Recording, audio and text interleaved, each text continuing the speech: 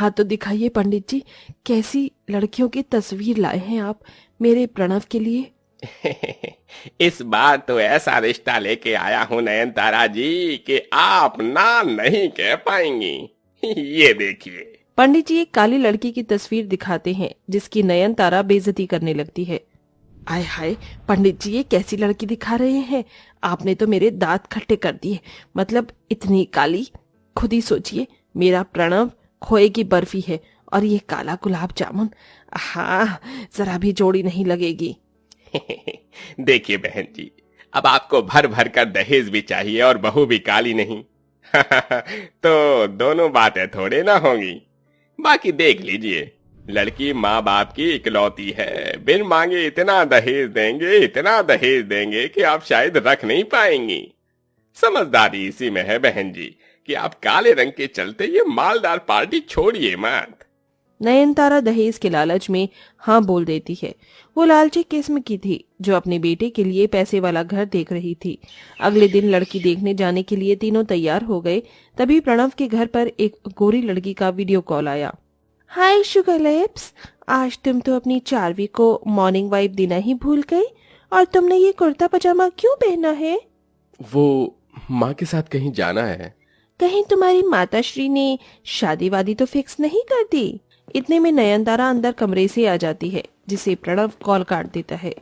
चार्वी, माँ आ रही है, मैं करता हूँ बाद में। काट दिया मेरा कॉल। काट दिया तो काट दिया, हो केयर्स।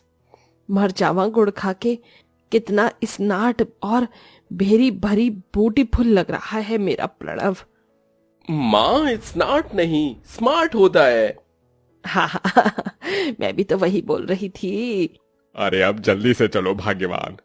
हाँ, चलिए बाजार से छोटी मोटी फल की टोकरी, आधे किलो की मिठाई का डिब्बा और 200 के सूट थमा देंगे और कर लेंगे रिश्ता पक्का। ठीक है ना जी? ये कंजूस औरत कभी नहीं बदलेगी। सब लड़की के घर आते हैं जहाँ पार्लर वाली मुंह टेढ़ा बनाकर मेकअप कर रही थी। उफ, मैंने आज तक इतना काला और डल फेस नहीं देखा। इन पर तो मेकअप भी नहीं टिक रहा।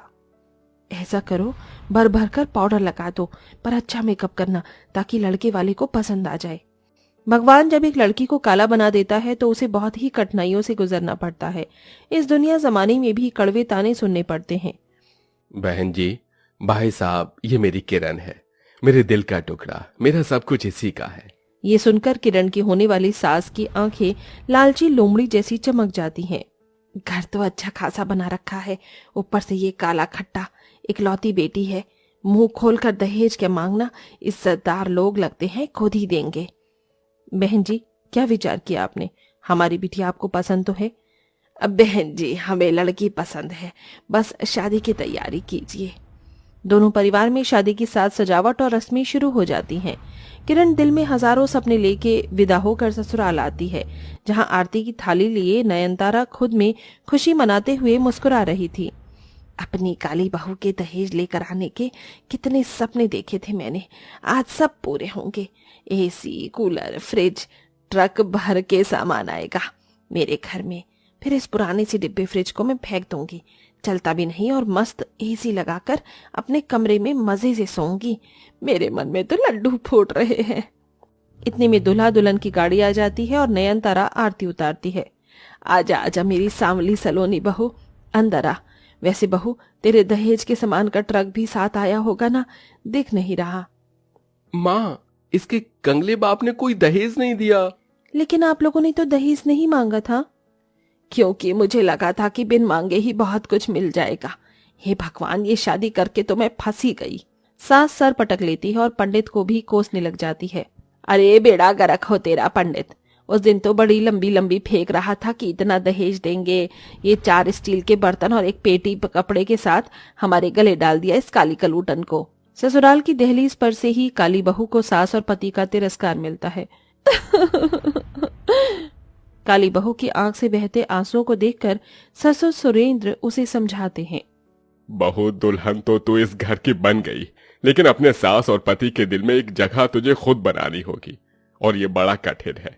दे पाएगी ये अग्नि परीक्षा? हाँ बाबूजी, मैं कर दूंगी हर परीक्षा।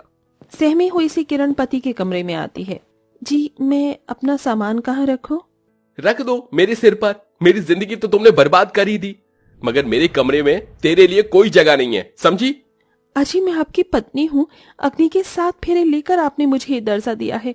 मेरा तो अपमान कर ही रहे हैं, कम से कम इस रिश्ते का तो मान रख लीजिए। इतने में सास कमरे में आ जाती है और इस बेचारी के बाल नोच कर सताती हुई बोली, क्यों रे कोयला खदान, क्यों मेरे बेटे का दिमाग खा रही है? आ, तेरी जगह मैं तुझे दिखाती हूँ। नयनतारा काली बहू को रसोई में पटक देती है। रात भर बेचारी काली बहू गर्मी में बेचैन होती रही। ऐसा कोई भी दिन किरण का नहीं बीतता जब उसे दहेज के लिए ताने नहीं मिलते। ओहो, इस गर्मी ने तो दुखी कर दिया है। अरे ओ काली कलूटन, शरबत मांगा था तुझसे, ला जल्दी। लाई माँ जी, ये लीजिए। एक घूंट पीते ही वो गर्मी दिखाने लग जाती है। हाय हाय, ये शरबत भी कितना गर्म है। सोचा था मेरी काली बहू दहेज में फ्रिज कूलर तो लाएगी, मगर मेरे तो कर्म फूट गए। ऐसी काली बहू ब्याह कर जाकर मर क्यों नहीं जाती चुल्लू भर पानी में डूबकर। टूटे दिल से किरण चली जाती है। इधर प्रणव रात दिन 4 वीक से हंस हंस कर चैटिंग करता रहता, जिससे नयनतारा दूसरी शादी की बात करती है। देख प्रणव, मैं तेरी खुशी चाहती हूँ बेटा। ये लड़की कितनी दूध जैसी गोरी है, तो इससे दूसरी शादी कर ले। लेकिन माँ, मैंने इसे मेरी पहली शादी के बारे में नहीं बताया। अरे कौन कह रहा है बताने को? इसके लिए तो तू कवारा है। इस काली बहू से तेरा तलाक करवा के मैं इसकी सौतन ले आऊंगी, और गर्मी का मौसम है तो मैं भी तो दहेज में कूलर फ्रिज मांगूंगी और मोटे मोटे गहने भी। दरवाजे से लगकर किरण सब सुन लेती है और सिसक सिसक कर रोने लगती है। तो क्या दहेज की कूलर फ्रिज और चंद गहनों के लिए माँ जी मेरी सौतन लाएंगी? क्या दहेज के आगे दिल के रिश्ते का कोई मोल नहीं? अगले दिन चोरी चोरी दोनों चारवी के घर आते हैं, जहां नयनतारा उसके घर को घूर घूर के देखकर बोलती है, कितनी ठंडक है यहाँ, काफी इम्पोर्टेड एसी लगती है, तभी तो इतना चिल्ड कर रखा है घर। पैसे भी तो मोटे लगे हैं इसमें, और गर्मी में मेरा दम निकलता है, एसी के बिना आदत नहीं। देखो बहू, तुम मुझे पसंद हो, बस दहेज में मेरे घर कूलर और डबल डोर का फ्रिज ले आना, और मोटे मोटे जेवर भी मेरे लिए। श्योर श्योर मम्मी जी, आपको मुंह मांगा दहेज मिलेगा, और ये रहे जेवर, देख लीजिए। अरे वाह, ये तो एकदम खरे सोने के हैं। अब तो बस चट मंगनी पट ब्याह करके मेरी बहू बनकर आ जाओ। माँ जी, ये शादी नहीं हो सकती। हो इस प्रणव, मैं इनकी पत्नी हूँ। किरण चारवी को सब कुछ बता देती है। इतने में पुलिस आकर दोनों को हथकड़ी डाल देती है। अरे इंस्पेक्टर, मुझे क्यों हथकड़ी डाल रहे हो? मैंने कौन सी चोरी डकैती थोड़ी ना की है। लेकिन दहेज प्रताड़ना तो किया है, उसके लिए आपको हम गिरफ्तार करते हैं। आप दोनों ने मुझे मजबूर कर दिया ऐसा करने पर। माँ जी, आप दोनों का दिल जीतने के लिए मैंने हर जतन किया, अपमान सहा, लेकिन आप दहेज के लिए मेरी सौतन लेने जा रही थी। हाँ। मेरी जगह आपकी बेटी के साथ अगर यही होता तो कैसा लगता? ये सुनकर नयनतारा के दिलो दिमाग पर से लालच का पर्दा हट जाता है। बहू, मुझे माफ कर दे, मैंने तेरा दर्द देखा नहीं, दहेज के चक्कर में मैं लालची हो गई थी। अरे, सबसे ज्यादा कसूरवार तो मैं हूँ, जिसने कभी तुम्हें इज्जत नहीं दी। माँ, आपको कूलर फ्रिज जो भी चाहिए मैं कमा कर ला दूंगा, लेकिन अब मुझे मेरी पत्नी चाहिए। चारवी, मुझे माफ कर देना, मैंने तुम्हें भी धोखे में रखा। इट्स ओके प्रणव, किरण तुम्हारे लिए बेस्ट लाइफ पार्टनर है, उसकी जैसी तो मैं भी नहीं हूँ। मैं तुम्हारी सौतन नहीं बनूंगी किरण। सबका पछतावा देखकर किरण का दिल पिघल जाता है। वो कंप्लेंट वापस ले लेती है, जिसके बाद सारा बैर मन से निकालकर प्रणव उसे अपना लेता है और नयनतारा भी दहेज की बुरी लालच छोड़ देती है।